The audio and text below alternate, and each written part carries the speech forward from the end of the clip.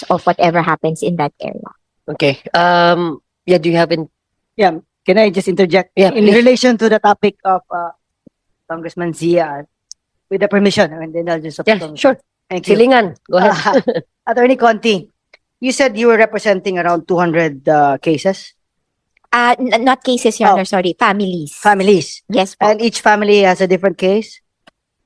Well, one, we don't treat them as, cases like in court. yeah. They are incidents that we Incidents, okay. document. Yes, Your Honor. So I just want to limit it to that, no? Kasi there's varying numbers of the people supposedly killed during the drug war.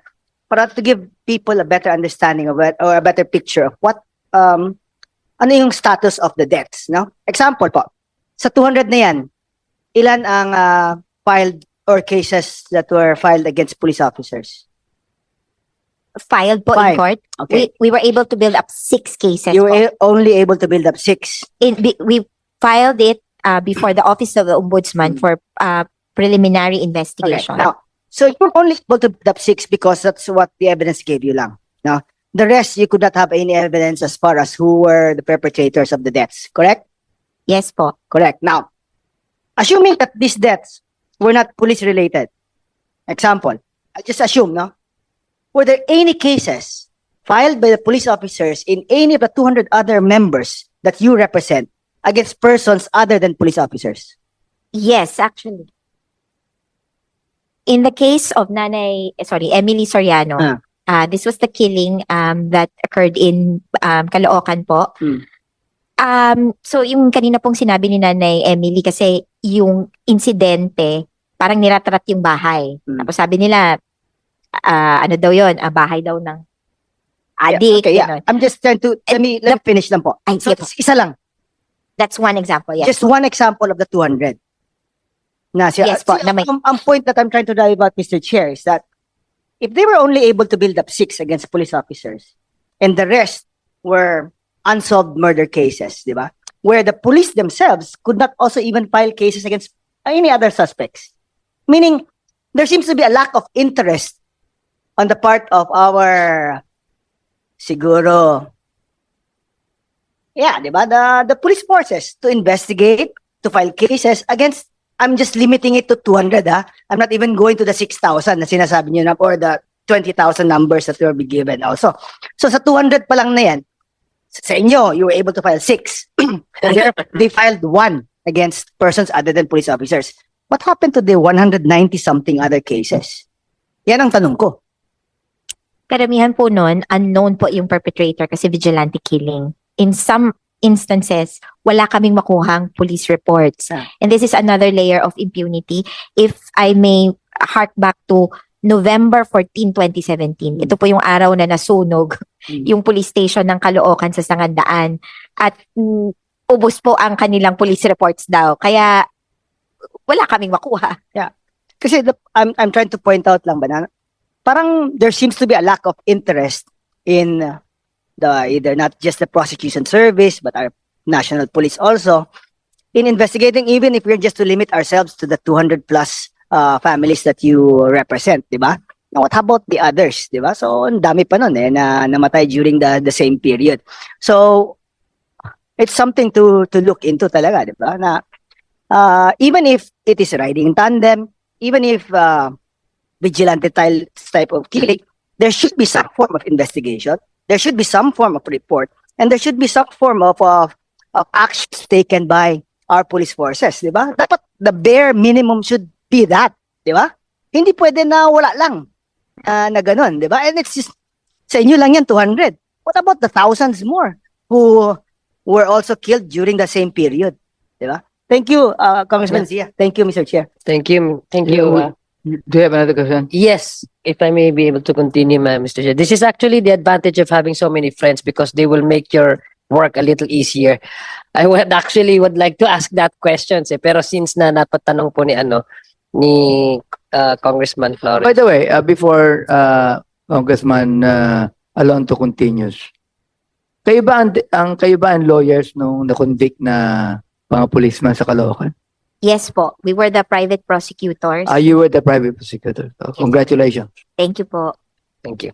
Yeah, thank you, Mr. Chair. I'd like to ask po, because you've mentioned kanina that out of the kasi there are varying reports number of killed during the drug and illegal drug war, no? Sabi nila, some say nasa 6,000, others say nasa ang police actually is ang police is nasa lang 6,000 din, but between 5,000, 5,500, no? So, yung out of the 6,000 were killed, no? Ito yung police operations, hindi pa yan yung vigilante style na operation. Tama ho ba? Yes po. Oo. So, out of the 6,000, let me just, go back a little further doon sa question po kanina ni Congressman Flores. Yung out of the 200 cases that you handled, I'm sorry, families ba to o cases? Families or incidents? Families, only one case you were able to get conviction. Yes po. Kumbaga, nakarating kaming korte sa isa. Pero wala pang conviction. Meron na po. Meron na conviction. That's the June. June 18 decision. Okay, this involves 4 policemen or 8 policemen? 4 policemen. We would have wanted to implead all the policemen who were part of the operation. Pero dito po sa kasong to, ang na-indict or ang nakasuhan ay yung 4 na parang triggermen. Yung umamin na bumarel. So, umamin sila? Sa totoo, hindi po. Kasi pagdating sa korte, umamin sila sa papel na binaril namin. Kumbaga, nanlaban So, we had to shoot them back. Pagdating sa korte, sabi nila, ay hindi kami yung bumaril, yung isa pang team. Kaya this was a complicated case and I would see that this would be the same case in other incidents. Especially in the Kian case, sabi ng police. Even in court, hindi po nila inaamin yon and they would try to raise some doubt. And this, ito pong na-decide na po na ng korte, similar din po yung mga kasong hinahandle ninyo. Same, possible yung circumstances surrounding the death, yung manner of killing, etc. Tama po ba? Yes po. In fact, kanina I was trying to point out the killing of Lucas Padlan in Bagong Silang and the killing of Luis and Gabriel Lois Bonifacio in Caloocan as well were similar. Pinasok and they occurred in the same time frame, September 2016. Marami pong similarities. Sabi nga namin, pag nag-connect the dots kung saan ka mapunta, mukhang ang common would be the perpetrators. And Actually, this is it's a opportunity because this is actually the first, if I'm not mistaken, first conviction pa to, no? Sa Is- all of the cases that are being filed. this is technically the 4th. The fourth, okay. Pero the 3rd, kumbaga, Nag-apila ba sila? yes po. It's under appeal. Opo, magsasubmit daw sila ng appeal ng MR. Okay, so I'd like to, do we have members of our servicemen here, PNP? Wala po tayo na-invite. Bukas, okay. Yes, okay. So because I'd like to, I think these questions have already been asked in the previous committee meetings, but I'd like to again find out kung how yung rate of the conviction, how fast the conviction. Yung sinabi po kanina ni Congressman Jan, my good friend, yung why there seems to be no interest in finding out the truth, ferreting out the truth. Bakit apart from our PNP, the investigative body, but why there's so many, at least man lang, the efficiency of the dispensation of justice also involves the timely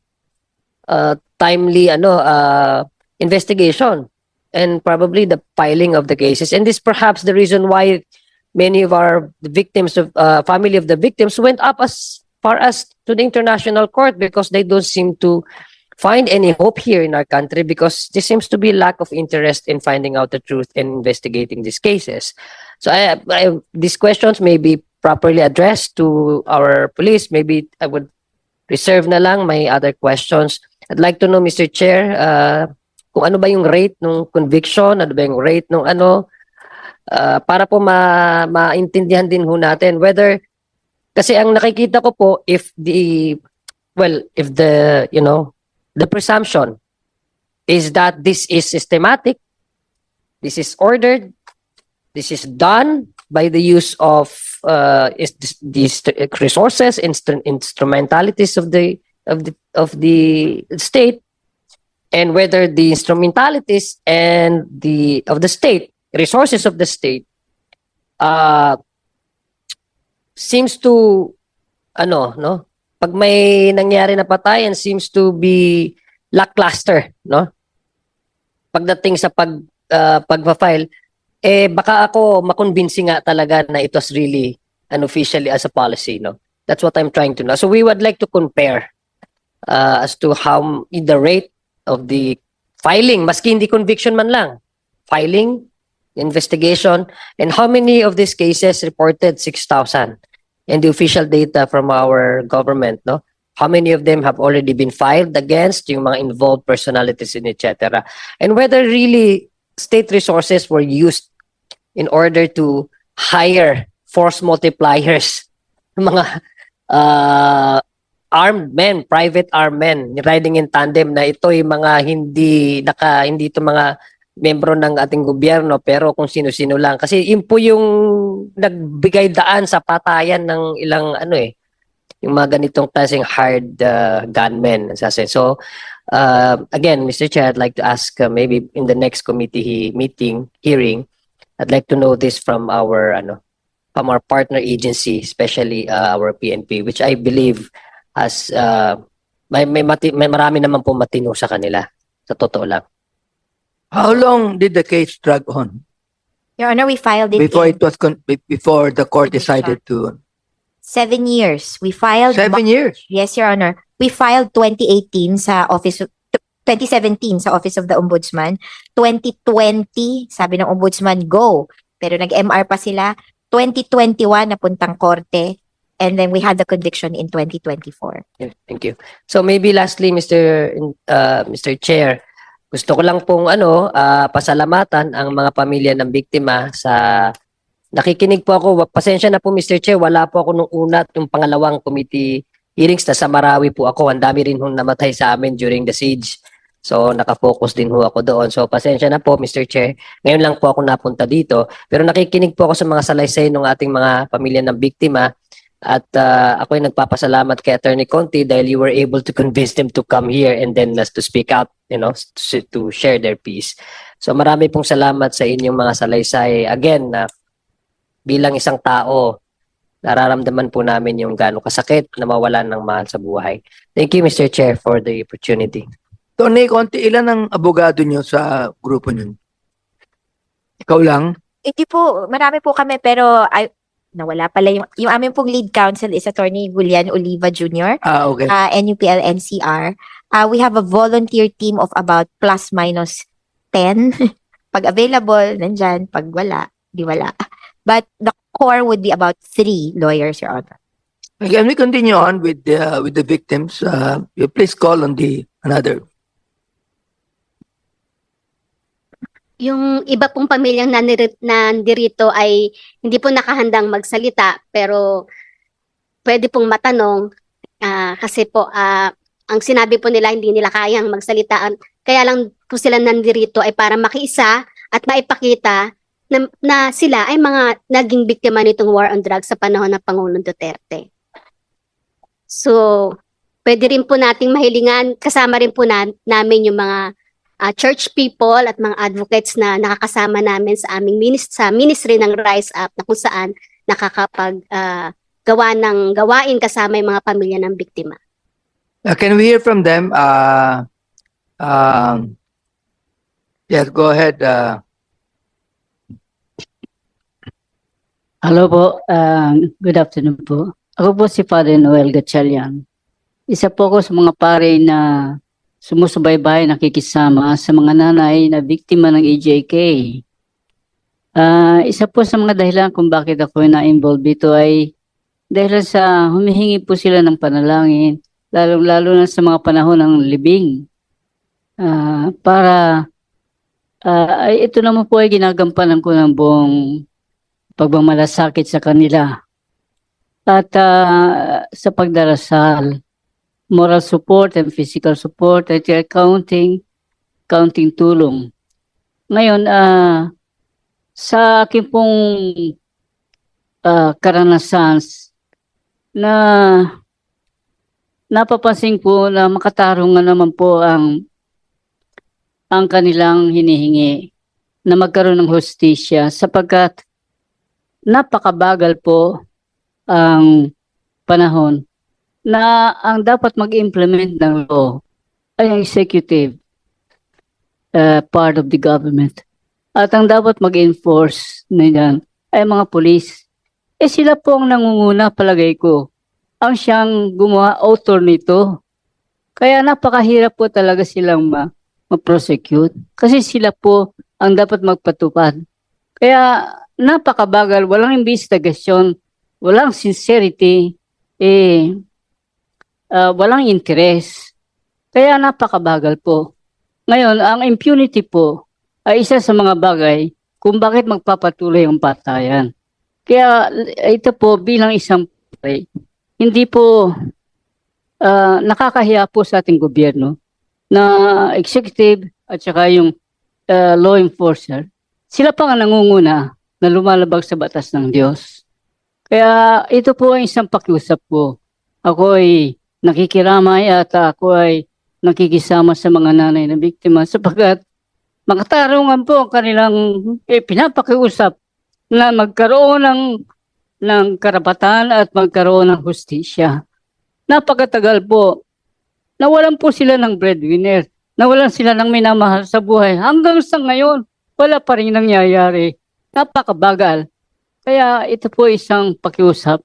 At ako po yung nagpapasalamat din sa committee ninyo ng Human Rights na binigyan nyo ng pagkakataon ng pakinggan sila para malaman ng ating mamamayang Pilipino na ang mga taong dapat responsable ang dapat magtanggol sa kanila at sila pa ang napapansin namin nagiging sanhi at ugat ng patayan. Salamat po. Yung law enforcer po, nagiging lawbreaker. Ano po pwedeng sabihin ni Sister Lisa Ruedas?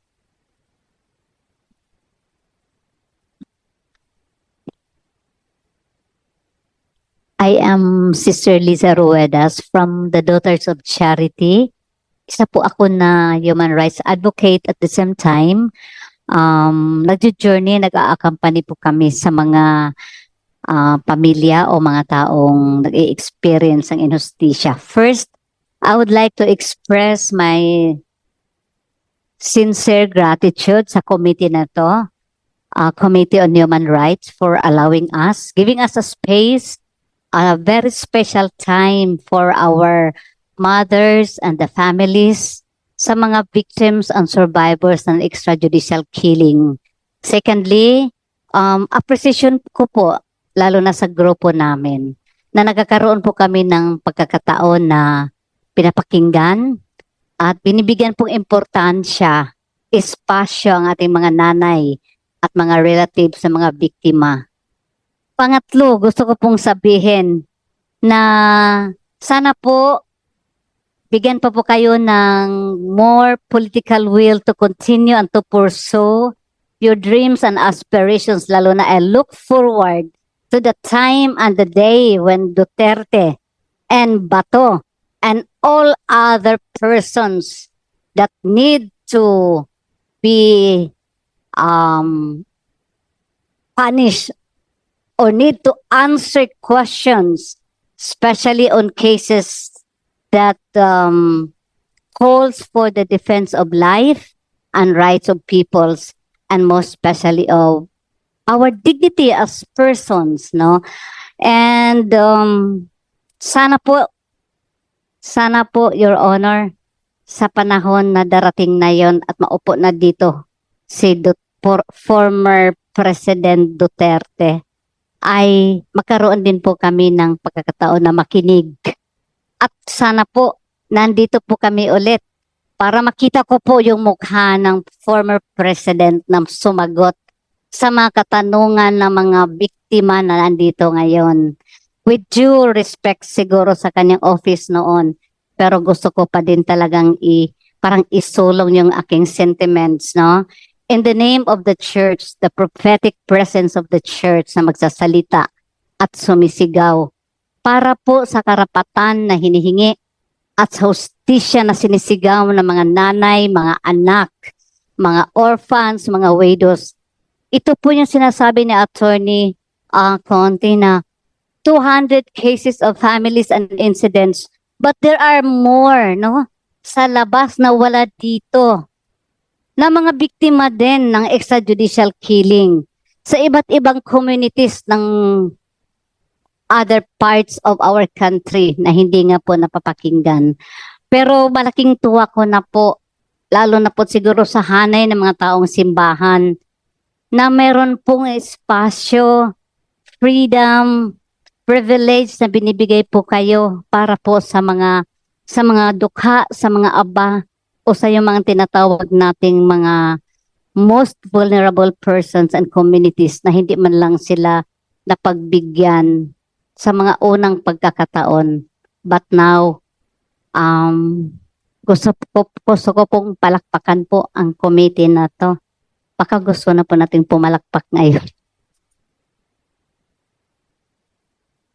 Sana po, Your Honor, Sir Abante, bigyan pa po kayo ng maraming grasya ng Panginoon upang may pagpatuloy niyo po ang mga advokasyang ganito.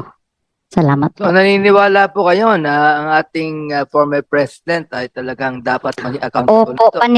paniwala po. Kahit kung hindi pa na kami dito naimbitahan sa oras na ito dito sa inyo pong committee, noon pa po, paniwala na po ako na siya po ay dapat mananagot sa marami pang mga questions at mga pagkakataong totoong hindi po niya nabigyan ng pagkakataon at sagot ang mga katanungan tungkol po sa mga inhustisya na nangyari sa ating bansa po. Salita, nais po niya. Yes po, sister po. Magandang hapon ho. Ako po si Sister Eleanor Llanes, ICM. Kinagagalak ko na maanyayahan dito sa espasyo na ito upang marinig muli ang mga hinaing ng ating mga kapatid, mga nanay, mga anak, lola, na pinaslang nung walang katarungan. Matagal ko na pong naririnig ang mga hinaing ng ating mga kasama na yan dahil ako po resource person, isa sa mga resource persons ng Rise Up upang tinatawag nating patuloy po yung proseso nila ng pag-grieve. At nagagalak ako na inimbitahan ako ng Rise Up upang makatulong dito sa proseso nila na gumaling, mahilom ang kanilang mga sugat. Nung pinakikinggan ko sila ngayon, parang nangyari lang kahapon. Ang pagkamatay ng mga anak, ng asawa, sobra. Kasi ang buhay sagrado. Naniniwala po kayo na sagrado. Pero hindi ko maintindihan kung bakit tahimik ang gobyerno ng matagal. 2016 pa po itong talamak na patayan. Na pagpatay, pagpas lang. Nagtataka lang po ako bakit ngayon lang nangyayari to. Hindi ko po kayo sinisisi pero lahat po tayo may pagkakasala dahil tumahimik tayo. Tumahimik ang mga tao na kiisa kay Duterte upang paslangin ang ating mga kababayan. Marami sa kanila, kahit po adik, kahit po may sakit po yun hindi po yung krimen. Yun lang po ang gusto kong sabihin ngayon, na nalulungkot rin ako. Okay, pumalakpak tayo sa inyo ngayon. Pero gusto ko rin po kayong i-challenge. At yun na nga ang tanong ko, bakit ngayon lang? Bakit ngayon lang tayo nagsasalita? Bakit ngayon lang natin binibigyan ng space upang marinig ang taghoy ng ating mga kababayan. Grabe. Imagine mo yung isa na convict lang June 18, yung mga pumatay kay Gabriel at kay Luis. Sabay na pinatay yung asawa at yung anak. Kaya ang tanong ko pa ulit-ulit ko yung tatanungin, bakit ngayon lang? Tinatanong ko yun sa inyo. Kasi matagal na kayong nasa posisyon, no?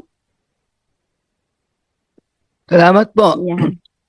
Pero Ako ay- hinihiling lang po ako sana naman ang Panginoon ng katarungan, ang Panginoon ng God of mercy, God of love. Sana palakasin po kayo na ipagpatuloy ang pakikipaglaban at pagsigaw kasama nila ng katarungan para sa lahat ng Pinaslang. Sana hindi lang po itong 250.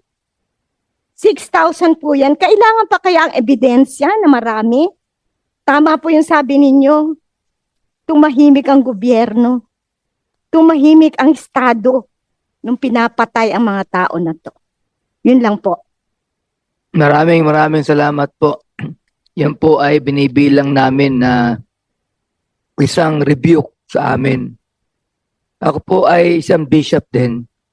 Naniniwala po ako na ang buhay ng tao ay sagrado. Pero ngayon lang po ako naging chairman ng Committee on Human Rights. Kaya siguro po, ngayon lang nagkaroon ng pagkakataon na ito po ay ating pag-usapan. Ano po? Sana matagal ng panahon ito. Kaya tayong lahat, meron po tayong pagkakamali sa mga nangyaring ito, no? Sana hindi na. Pero may mga pagkakataon, wala po tayo sa posisyon na gawin lahat ang magagawa natin upang itigil ang mga bagay na ito.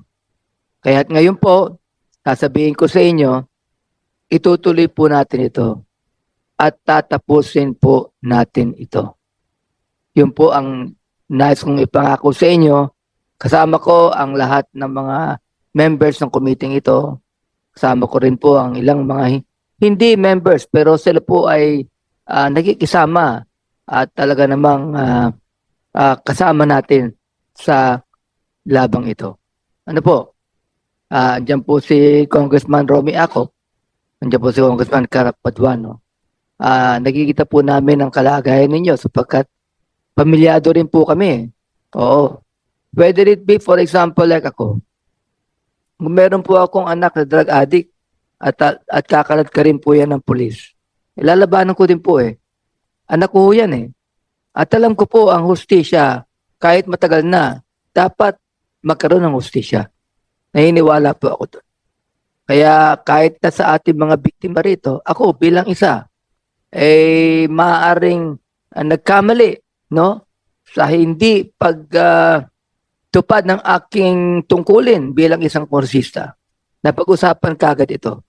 Ito po talaga ang buhay ng ating lipunan. Ano? Kaya alam nyo, sa totoo lang, mga voters naman tayong lahat, pwede natin baguhin ang liderato ng bansa. Next election, gawin natin ang paraan na ang mga manalo ng mga politiko ay mga responsableng politiko. Yun po ang gawin natin. Sapagkat kasalanan din po ng taong bayan na nananalo yung hindi dapat manalo. Yun po ang gusto kong sabihin sa inyo. Yan, sinabi ko yan noong linggo sa aking mensahe sa church ko. This is the time that we can change some politicians na hindi dapat maging politiko. Andito kami. Nakikipaglaban din po para sa inyo. Sana po magtagumpay po tayo rito at magkaroon ng kaukulang solusyon ang mga bagay na ito. Well, totoo lang ngayon ko lang po narinig ang testimony ng mga biktima Sana po, noong ko pa ho narinig yan, mga kasama. Alright. Meron po sinasabi kanina, yung unang nagpakilala, si Miss Mercedes. Palagay ko, pwede na kayo may pagkakataon na po kayo sabihin sa amin nangyari sa inyo.